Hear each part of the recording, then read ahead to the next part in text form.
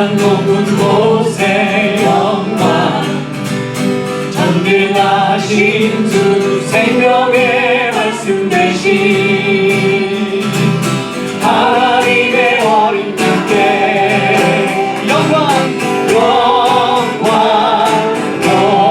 돌리세. 다시 한번 영광 가장 높은 곳에 영광 전능하신 주 생명의 말씀 되신 하나님의 어린 양께 영광 돌리세. 주께 영광 주께 영광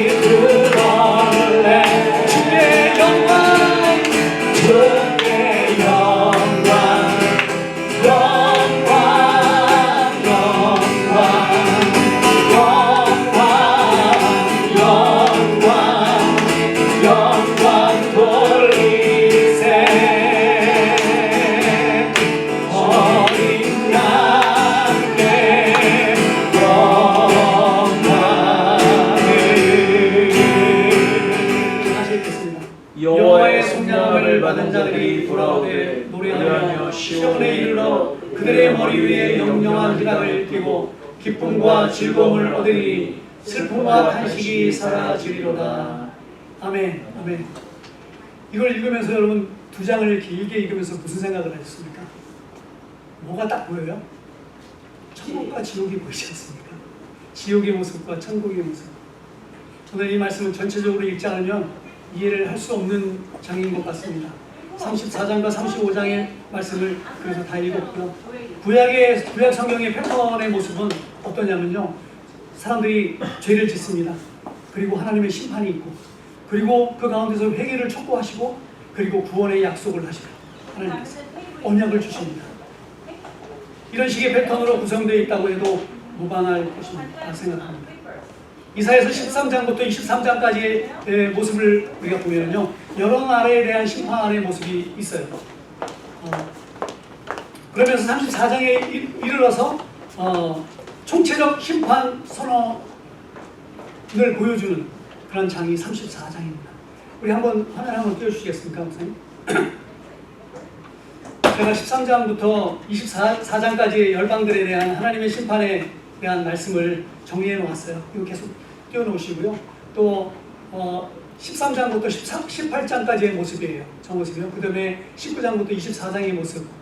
네, 많은 나라들이 나오죠. 바벨론, 아수르, 블레셋, 모압, 다메섹도 나오고요. 구스, 애굽, 바벨론 또 나오고요. 그 다음에 뭐가 나와요? 21장에서 에돔, 네, 두마라는 나라가 나옵니다. 에돔에 대한 짧은 경고의 메시지가 있어요. 딱 두 절을 통해서. 그 다음에 아라비아, 예루살렘, 유다, 그 다음에 두로, 그 다음에 시온을 포함해서, 그 다음에 온 세상 열방을 향한 그런 하나님의 그런 심판의 징계의 계획이 드러나고 있습니다. 이 민족들을 살펴보면요, 이스라엘과 지리적으로 가까운 나라들입니다. 그리고 이스라엘의 역사 속에서 반복적으로 등장하는, 그래서 이 강대국들을 통해서 그 이스라엘 백성들, 유다 백성들을 또 징계하시는 그런 모습들을 보게 됩니다. 그러나 이런 영향을 미친 것보다 특별한 단계는요, 영적 그리고 도덕적인 문제가 더 크다는 것이죠. 이 나라들은 하나님 없이 하나같이 우상들을 섬기는 나라들이었습니다. 그러므로 하나님은, 이 나라들은 하나님을 믿는 이스라엘에 대한 끊임없는 간섭과 또한 이스라엘의 악한 우상들로 물들여져 있다는 것입니다. 어떻게든 이스라엘을 무너뜨리려 애를 썼던 나라이지만, 한편으로 하나님께서 이스라엘 깨끗하게 하시기 위해서 몽둥이로도 사용했던 그런 나라들이기도 합니다. 그런데 저는 이 말씀을 읽으면서 이런 마음이 들었어요. 왜 이사야서에 하나님께서 에돔을 마지막으로 지명하면서 심판을 하셨을까? 왜 에돔일까? 왜 에돔일까? 이사야서 21장 11절과 12절 말씀을 잠깐 보면은요, 두마에 관한 경고라. 사람이 세일에서 나를 부르되 파수꾼이여 밤이 어떻게 되었느냐? 파수꾼이여 밤이 어떻게 되었느냐? 파수꾼이 이르되 아침이 오나니 밤도 오리라. 내가 물으려거든 물으라. 너희는 돌아올지라 하더라. 이 말씀의 의미는요, 하나님의 구원은 오지만 죄를 돌이키지 않으면 어둠 속에서 반복적인 삶들을 살아갈 것이라는 것이에요. 그러나 여전히 돌아오려는 부르심이 존재한다는 것입니다. 이 세상에, 그리고 죄 가운데 있는 우리 모두에게 회개의 문은 아직 열려 있다는 것이에요. 아직은 열려 있어요. 언젠가는 닫히겠죠. 이것은 단순한 배열이 아니라 의미 있는 상징적 구조로 배열되어 있는 것입니다. 왜 하나님께서 에돔, 두마를 마지막으로 언급하셨는지에 대한 해석을 볼 수 있습니다. 오바댜 1장 12절 말씀을 보면은, 내가 형제의 날, 곧 그 재앙의 날에 방관하지 말며 유다 자손의 멸망의 날에 입을 크게 벌리지 말며. 두마라는 뜻은요, 침묵, silence라는 그런 뜻을 가지고 있어요. 침묵과 또한 황폐함이라는 의미로 해석되고 있는데, 무엇에 대한 침묵이냐 하면 이스라엘이 어려움을 당할 때 그들은, 에돔은 침묵을 했다는 거예요. 에돔은 어떤 민족입니까? 에서의 후손들이에요. 에서의 동생이 누구죠? 야곱입니다. 야곱, 이스라엘과 형제의 민족, 같은 민족이에요. 그럼에도 불구하고 오바댜 1장 1절에서 14절에서는 에돔은 예루살렘이 멸망할 때 방관하거나 예루살렘이 망하도록 적극적으로 도왔음이 언급되고 있는 것입니다. 내가 형제의 날, 곧 그 재앙의 날에 방관하였고 성문에 들어가서 그의 백성을 쳐 죽이며, 같이 죽였어요. 방관하는 것뿐만이 아니라 들어가서 같이 도살하고 죽였다는 것입니다.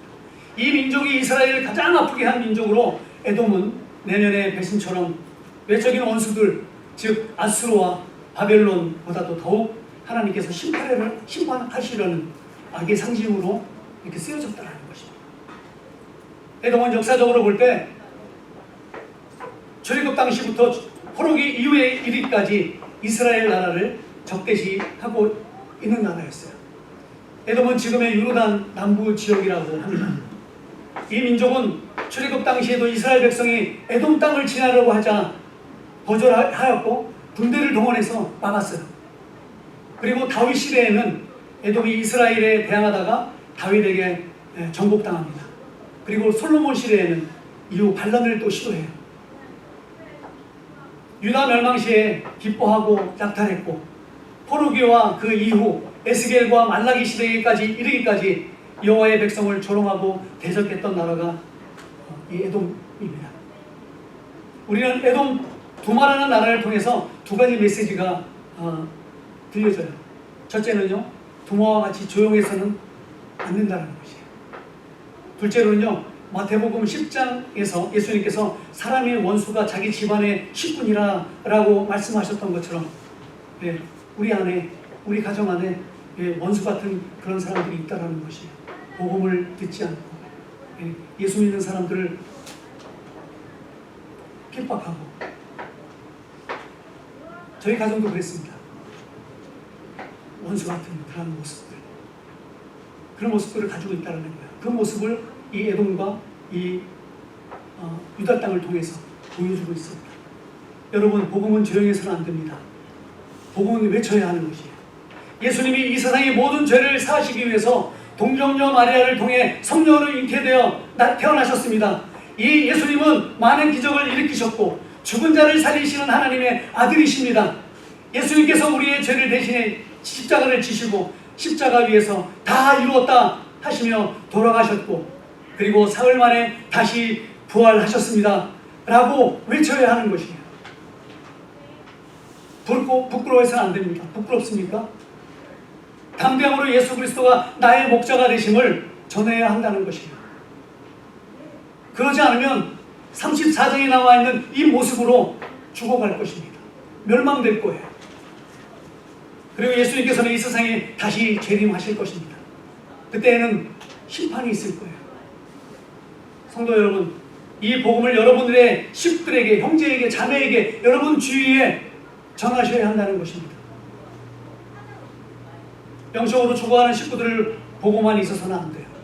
여러분 주위에 친구들 죽어가는 모습을 보고만 있어서는 안 됩니다. 나만 잘 먹고 나만 잘 살고 나만 구원받으면 그것으로 끝이라는 마음을 버리셔야 해요. 그렇지 않으면 구원받지 못한 여러분의 사랑하는 식구들이나 친구들이, 여러분의 주위에 사람들이 34장에서 고통 가운데서 영원히 살게 될 것입니다. 얼마나 무서운 일입니까? 나 하나만 천국 가면 됩니까? 35장으로 넘어가면 됩니까? 모두 다 넘어가야 되지 않습니까? 그렇기 때문에 오늘 저는 여러분들에게 이 말씀을 전합니다. 우리 모두 다 35장으로 넘어가자. 하나님은 이 세상을 창조하시고 이 세상을 운행하시며 다스리시고 계시는 분이십니다. 어떤 우상들과 같을 수가 있겠습니까? 어떻게 예수님이 지혜가 충만하다는 철학자들과 같을 수 있겠습니까? 비교를 할 수 있겠습니까? 그들이 우리를 살릴 수 있습니까? 우리를 살릴 수 없어요. 놀라운 지식은 줄 수 있습니다. 마음의 위로는 할 수 있어요. 그러나 우리를 살릴 수 없습니다. 오직 우리를 살릴 수 있는 분은 예수 그리스도. 그분 한 분뿐입니다. 우리는 그분을 믿고 그분을 전해야 돼요. 저는 오늘 본문 말씀을 통해서 보편적으로 모든 나라에게 말씀하시는 하나님의 모습을 보게 됩니다. 이것이 하나님의 힘이고 능력이구나 라는 것을 깨닫게 됐어요. 우주를 다스리시는 전능하신 하나님께서는 이 세상의 모든 민족, 모든 나라를 부르십니다. 우리는 인격적으로 만난 사람이라면 절대로 변하지 않을 수 없을 것입니다. 하나님은 모든 나라를 부르시지만 또 우리 각자를 부르신다. 우리 조나단을 부르고, 우리 이난이를 부르고, 우리 유진이를 부르고, 우리 대니를 부르고, 다 불러요. 그럼에도 불구하고 변하지 않는 사람들이 있어요. 그런 사람들을 교만한 자라고 말합니다. 그것을 불순종이라고 말을 해요. 주님 말씀에 순종한다는 말은 그 사람은 겸손한 사람이라고 말할 수 있다는 것입니다. 바울처럼, 그리고 사도 요한처럼 말입니다. 그렇게 겸손한 사람으로 우리는 살기를 원합니다. 34장 1절 말씀은 모든 민족 나라를 부르시며 나와서 들어라, 귀를 기울여라 라고 말씀하세요. 누가 말씀하시는 겁니까? 전능하신 하나님께서 그렇게 말씀하고 계세요. 들으라. 요한계시록 2장과 3장 말씀을 보면 7 교회들에게 보내는 메시지 끝부분에 계속해서 반복적으로 등장하는 그런 문장들이 있습니다. 귀 있는 자는 성령이 교회들에게 하시는 말씀을 들을지어다. 귀 있는 자는 성령이 교회들에게 하시는 말씀을 들을지어다. 귀 있는 자는 성령이 우리 각자에게 하시는 말씀을 들어야 된다고 말씀하고 있어요. 이 말씀은 모든 성도들에게 주는 경고의 메시지와 약속의 메시지인 것입니다. 그러므로 그 당시 소아시아 7교회의 지도자들은 듣는 것 그 자체가 생존과 신앙의 생사 갈림길이 되는 가장 긴장 속에서 단순한 청시 명령이 아니라 하나님의 음성을 향한 경청의 명령이 되었다는 것을 우리는 알 수 있어요. 마태복음 11장에서 예수님께서 들을 귀 있는 자는 들을지어다 라고 말씀하셨을 때 많은 사람들은요 그 말씀을 그 순간 경청했습니다. 그리고 그 말씀을 들었어요. 이 말씀은 모든 사람에게 열려있는 그런 메시지였습니다. 이것은 보편적 부르심이라고 말을 해요. 그러나 이 말씀을 듣고 회개하고 돌아서는 자가 있었고 회개하지 않는 그런 두 부류로 나눠집니다. 하나님께서 말씀하실 때 듣고 돌아서는 자는 구원을 받을 것이고 말씀을 들었음에도 불구하고 하나님께 돌아서지 않는 사람은 심판 가운데 머무르게 된다는 것이에요. 이것을 하나님의 공의, 하나님의 정의라고 말씀합니다. 분명히 심판이 있을 것이다. 귀를 기울인다는 말은 두려움과 떨림이 함께 공존합니다. 하나님께서 말씀하실 때 하나님의 명령에 순종하여 산다면 떨리는 마음으로 하나님을 경외하게 될 것입니다. 그러나 하나님의 말씀에 불순종으로 살아왔고 또 살아간다면 그것은 두려움 가운데 평생 이를 감이 있을 것이라고 성경은 이생 이후에 있을 지옥에 대한 심판을 말씀해 주고 있습니다. 우리가 하나님을 모르면요 이 땅에 살면서 예수 그리스도를 모르면 그게 지옥이에요. 그러나 예수 그리스도가 내 안에 있으면 거기가 천국이에요. 하나님의 부르심에 귀를 기울이는 사람을 저는 비저널이라고 말씀하고 싶습니다. 다시 말해서 미래를 내다볼 수 있는 사람이라는 또는 선지자와 같은 그 사람이 바로 아브라함이었고 모세였다는 사실입니다. 이들을 통해서 민족을 이루었고 또한 이 민족을 출애굽시켰다는 것입니다. 여러분은 미래를 내다볼 수 있어야 한다고 말씀드리고 싶습니다. 무죄 용사들이 이제 거의 다 모였고 좀 이따 우리 테이와 브라이언 간증을 잠깐 듣도록 하겠습니다. 오늘날 귀 있는 자는 성령이 교회들에게 하시는 말씀을 들어야 한다고 말씀하시는데 이 말씀은 들어도 되고 안 들어도 상관없는 그런 말이 아니라는 것입니다. 하나님의 말씀이 선포될 때 영적인 귀를 열어야 한다는 것입니다. 그리고 들어야 된다는 것이에요. 세상의 말만 우리가 막 경청해갖고 듣고 행하는 것이 아니라 우리가 들을 수 없다고 생각하는 그 부분 하나님의 음성을 우리는 들으려 애를 써야 된다는 것입니다. 그러기 위해서 주님 앞으로 나와야 돼요. 여러분에게 닥친 현재의 상황들이 끝이 아닙니다. 지금 당하고 있는 그 어려움이 끝이라고 생각하십니까? 절대로 그럴 수 없습니다. 그곳에 머물러 갇혀 있어서는 안 됩니다. 그 환경을 사용하시는 하나님, 그 상황들을 통해 말씀하시는 하나님께 여러분의 귀를 기울이시기 바랍니다. 그러면 말씀하실 거예요. 분명히. 그리고 여러분 분명히 하나님의 말씀을 듣게 될 것입니다. 그래야 살아요. 하나님의 말씀을 주의 깊게 듣고 깨달아야 순종하는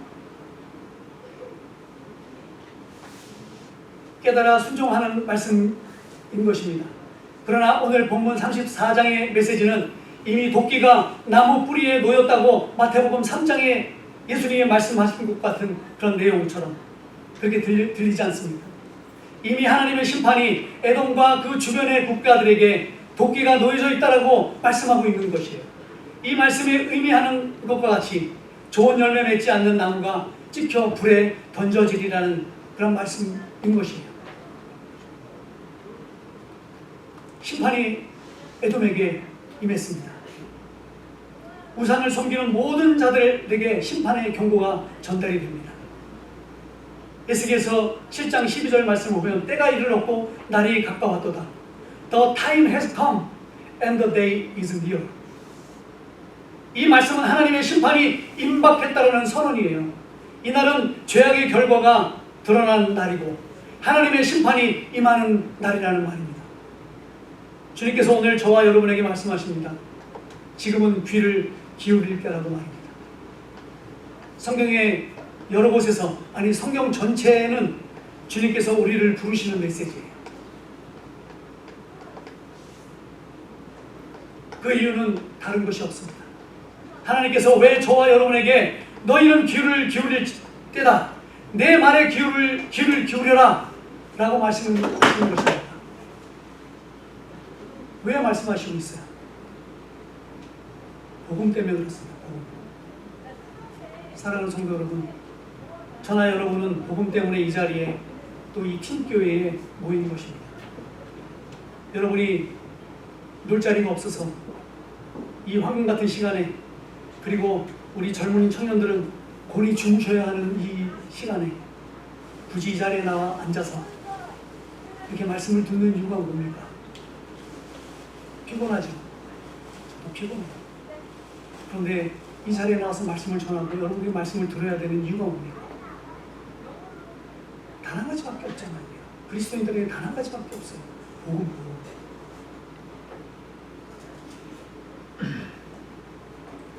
하나님은 여러분을 사랑하십니다. 아멘. 우리 이근석 집사님을 너무나도 사랑하세요. 아멘. 그렇기 때문에 독생자 예수님을 우리에게 보내주시지 않았습니까? 목요일부터 토요일 오전까지 저희 팀교회는 개척하고 처음으로 우리 EM과 어덜트 리트릿을 했습니다. 데니얼 목사님을 모시고 수련회를 했습니다. 그분도 시간이 많아서 나온 게 아니에요. 네. 그분이 하시는 말씀이 한 달이나 두 달 전에 목사님께 부탁을 했다면 분명히 노했을 것이라고 단호하게 말하더라고요. 그런데 2주 전에 말씀드렸거든요. 그런데 예스 하셨어요. 저희는 금요일이라도 오셔서 말씀을 전했으면 좋겠다고 했는데 모든 프로그램을 처음부터 끝까지 다 진행해 주셨어요. 여러분 은혜 받으셨습니까? 우리 청년들? 네, 은혜 받았죠. 네. 우리는 생각하지 못한 하나님의 놀라운 인도하심을 경험했습니다. 데니얼 목사님은 주님께 귀를 기울이고 계셨습니다. 이 짧은 시간이었지만 목사님께서는 함께 하셨고, 또 여러분들도 주님께 귀를 기울였다고 저는 믿어요. 왜냐하면 여러분들이 주님 앞으로 나왔기 때문에 그래요. 안 나올 수도 있지 않습니까? 그런데 나와서 말씀을 듣고 힘들고 어려운 그런 시간들도 보냈어요. 여러분 그런 시간들 많이 가져봤어요? 처음이잖아요? 아닌가? 우리 청년들에게 비전을 심어주는 시간이었다고 저는 믿습니다. 노 목사님께서 사역을 다 마치는 시간까지 식사하지 않으셨어요. 계속 금식 기도를 하셨습니다. 리스시 끝나는 그날 밤에 그때만 좀 두셨어요. 우리 사역자들은 간절했습니다. 우리 청년들의 돌파구는 없을까? 우리 청년들이 나가야 될 길을 열어주고 싶은데 그 길은 없을까? 하나님의 부르심은 언제가 될까? 제가 계속해서 우리 노 목사님께 순간순간 말씀드렸어요. 우리 리트릿은 너무 좋은데 이후에 우리 청년들을 어떻게 이렇게 이끌어갈 수 있는 방법들이 없습니다. 예전처럼 또 똑같이 돌아갈 수 있습니다. 리트릿으로 너무 은혜 받고 좋았지만 그 후에 후속타가 없는 거예요. 계속해서 여러분들 이 교회에 나오셔서 말씀을 들어야 되는데 이렇게 한국말로 계속 들으면서 이해도 잘 안 되고 하는 그러한 시간들을 보내야 된다는 것이에요. 그래서 저는 우리 목사님은 우리 노 목사님을 초청했습니다. 우리와 함께 하자. 근데 긍정적으로 기도해 보겠다고. 여러분들 그 목사님 오셨으면 좋겠죠? 아니에요? 안 좋았어요? 우리 청년들과 너무나도 잘 맞는 우리 목사님이라는 생각을 하게 됐습니다. 아까도 우리 이난이가 말한 것처럼 마지막 밤 우리가 세족식을 했는데 목사님과 제가 한 사람씩 발을 씻겨 나갔어요. 근데 제가 어떤 형제의 발을 딱 잡는 순간에 울컥했어요. 제가 그 사람의 발은요 군살로 딱딱해져 있더라고요. 굳은 살로 딱 쳐 있어요. 그 발을 만지면서 우리들의 마음이 이런 마음이구나 라는 생각을 했어요. 이 형제의 마음이 지금 이 상태구나 라는 생각을 했어요. 그걸 깎아낼 수도 없고 만지면서 그 발이 부드럽게 변할 수도 없는, 그렇죠? 누구라고는 말씀드릴 수 없지만 본인은 알 거예요. 자기 발이 어떤지. 근데 우리가 그렇다는 거예요. 우리 마음이 딱딱해져서 마음이 얼마나 굳어 있는지 몰라요. 그 마음이 애돔이라는 거예요. 우리 마음이요, 이렇게 굳어져 있으면요, 하나님은 기뻐하지 않아요. 그 마음이 변화되지 않으면 그 사람은요, 우리들은요, 그 34장, 오늘 읽었던 34장, 이사야 34장 안에 머물러 있는 거예요. 주님이 뭐라고 그래요? 35장으로 보는 거예요. 목사님 그 화면 하나 띄워주시겠습니까? 34장과 35장을 제가 비교했어요. 눈으로 한번 보시면서 따라오시기 바랍니다. 이사야서 34장 말씀은요, 심판과 멸망이에요. 지옥의 이미지입니다. 이 장은요, 에돔을 대표로 한 열방에 대한 하나님의 진노와 심판을 묘사합니다. 전쟁, 피, 황폐함, 짐승들의 소굴로 변한 땅, 영원한 불 등의 이미지가 등장하고 있어요. 지옥의 분위기를 강하게 풍기고 있습니다. 제가 영어로 써드리지 못해서 죄송해요. 생각을 못했습니다. 하나님의 진노, 34장 2절 말씀에는 하나님의 진노에 대해서 나와요. 여호와께서 모든 나라에 진노하시며 그들의 군대를 멸하시고 진멸을 하사 라는 말씀이 나옵니다. 그리고 34장 3절과 10절에서는 시체, 피, 연기로 표현되고 있어요. 지옥의 고통과 절망을 상징하고 있습니다. 에돔의 황폐함을 보여주는 장이 34장 9절에서 15절 말씀입니다. 교만과 반역의 결과로 땅은 불타고 짐승들만이 거주하는 그곳으로 변해버렸어요. 하나님의 책에 기록된 심판, 34장 16절 말씀, 하나님의 계획은 반드시 성취될 것이라는 것이에요. 그 성취가 뭡니까? 성취가? 이제 심판이라는 거예요. 심판 때. 이 장은 죄와 교만, 하나님의 심판 앞에서 돌이키지 않는 자의 최후, 곧 지옥과도 같은 영원한 멸망을 그리고 있다는 것이에요. 그러나 이사야서 35장의 말씀은 회복과 영광입니다. 천국의 이미지를 보여주고 있어요. 반면 35장은 완전히 다른 분위기로 전개됩니다. 사막에 꽃이 피고 눈먼 자가 보게 되고 안전과 기쁨이 넘칩니다.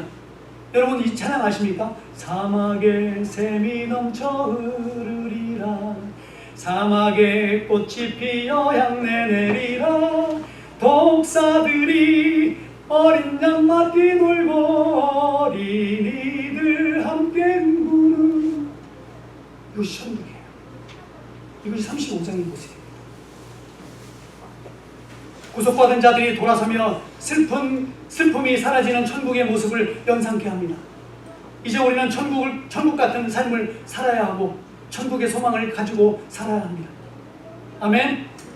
광야가 기뻐하며 꽃이 피는 35장 1절 2절 말씀, 회복과 생명을 상징하여 병고침과 회복, 35장 5절에서 6절 말씀, 눈먼 자가 보고 귀머거리가 듣고 벙어리가 노래하고 천국에 그러한 회복이 있습니다.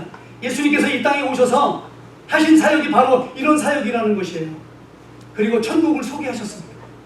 천국이 어떤 곳인지, 거룩한 길, 거룩한 대로, 35장 8절 말씀에 오직 구속받은 자만 갈 수 있는 길, 구원받은 자만 갈 수 있는 길, 죄인이 갈 수 없습니다.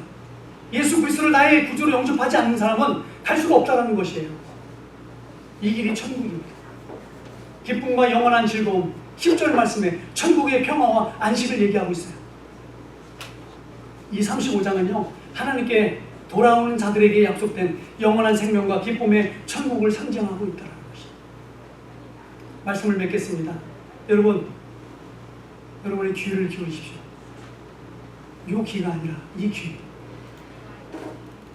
주님이 여러분을 무엇 때문에 부르셨습니까? 이 자리로? 복음 때문에 부르셨어요. 예수님의 십자가는 이렇게 말을 합니다. 여러분에게 열매 맺지 않는 나무는 찍어서 불에 던질 것이다. 여러분 안에 열매가 없잖아요. 구원의 열매가 없잖아요. 복음을 전해서 영혼들의 열매가 없잖아요.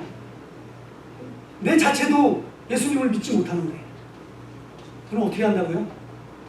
나무를 찍어서 불에 던지겠다는 쓸모없다는 거예요. 주님이 볼 때 우리 인간으로 볼 때는 너무나 귀한 사람들이지만 주님이 볼 때는요, 그 때가 될 때 이미 도끼가 나무 뿌리에 놓여져 있다고 말씀합니다. 심판의 날이 오고 있습니다. 구원받은 자로 살아갈 것인가, 아니면 하나님의 심판도 감당할 수 있다고 장담하며 교만한 삶을 살 것인가 하는 그런 결정은 여러분 스스로가 내리셔야 해요. 여러분이 이제 구원받은 사람으로 복음 앞에 설 때입니다. 삶의 열매도 풍성해야 하지만 영적으로도 많은 열매를 맺어야 할 때입니다. 주님께서 어떤 삶을 더 기뻐하실까요? 더 기뻐하시겠습니까? 주님께 귀를 기울여 보시기 바랍니다. 분명히 영적인 삶이 변화될 것이에요. 이건 100% 장담할 수 있어요. 여러분이 주님께 귀 기울이고 주님이 말씀하시는 거 여러분들이 반응해서 순종하며 살아가면요, 100% 여러분들의 인생은 바뀝니다.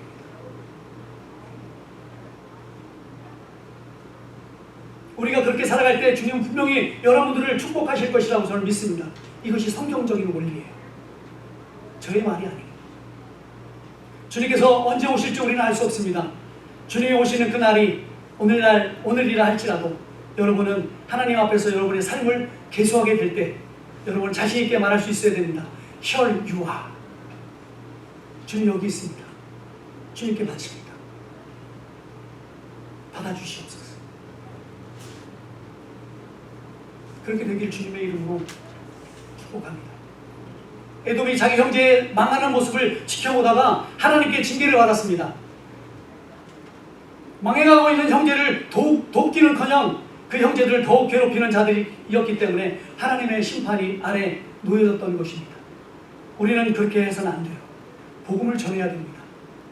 죽어가는 여러분의 부모, 형제, 자매 그리고 자식들에게도 복음을 전해야 해요. 여러분의 믿음의 삶을 보여주십시오. 그들에게 복음을 전하지 않는다면 그들은 34장의 모습처럼 죽어가게 될 것입니다. 우리 형제들도 이 모습 이대로 멈춰있지 않아요. 여러분들도 결혼해서 장가가고 그리고 자녀를 낳습니다.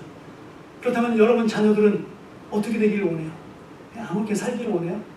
그냥 34장 지옥으로 가기를 원합니까? 아니면 35장에 살기를 원하십니까? 분명히 35장에 살기를 원해요. 그렇죠? 천국에서 살기를 원해요. 그런데 내 모습이 그런 모습이 아닌데 어떻게 자식들에게 보여줘요? 그렇지 않습니까? 내 모습이 자식들에게 야, 너 천국 가야지. 그럼 왜 자식들이 뭐라 그래요? 아빠나 천국 가세요. 이러면 어떻게 합니까? 그렇기 때문에 지금이 중요해요. 지금 귀를 기울여야 돼요. 주님의 말씀의 음성에 귀를 기울여야 돼요. 그리고 주님 앞으로 나와야 됩니다. 그리고 뭘 해야 됩니까? 복음을 전해서 열매를 맺어야 돼요. 하나님께 영광이 되어야 됩니다. 그러기 위해서 여러분들을 이 자리에 하나님께서 불러놓으셨다는 것이에요. 마지막으로 말씀드립니다. 34장에 있는 우리의 삶이 35장의 모습으로 가기로 여러분들의 식구들이, 여러분들의 자녀들이, 여러분들의 친구들이, 미래에 있을 여러분들의 자녀들이 천국으로 35장으로 갈 수 있기를 원합니다. 오늘 이 34장, 35장, 이사야서 34장, 35장을 읽지 못했다면 우리 다시 한번 읽어보시기 바라요. 그리고 우리가 어디에 있어야 되는지 다시 한번 깨닫기를 원합니다. 여러분들은 35장으로 넘어가서 여러분의 삶이 하나님께서 기뻐하시고 또 하나님께서 원하시는 그 때가 될 때 심판이 아니라 구원을 받는 저와 여러분들이 다 되기를 주님의 이름으로 축복합니다. 아멘.